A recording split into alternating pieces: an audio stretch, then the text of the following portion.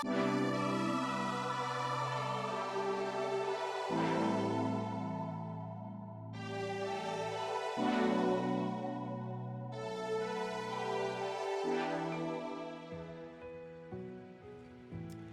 Pathways, Adam here, and today's word is power.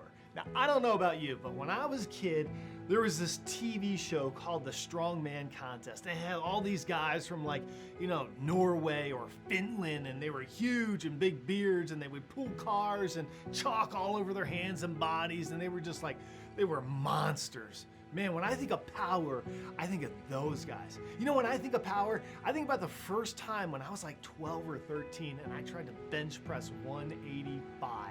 That thing fell so fast to my chest, it bruised my sternum, all my friends were laughing, and that was a lack of power. Well, in the verses that we're going to read today, Paul talks about power. He talks about the prayer that we might have God's power inside of us. In fact, let me read what he says to the believers there in Ephesus.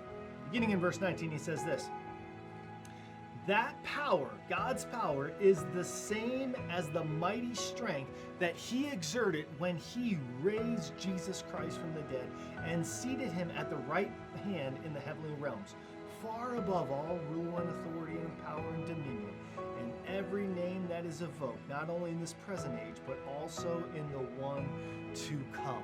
Power. God gave Jesus a name that is above all names, and God used his power to raise Jesus from the dead. And what Paul prays, he says, listen, I want you not only to know God, not only to know the hope to which you are called, but to know God's power.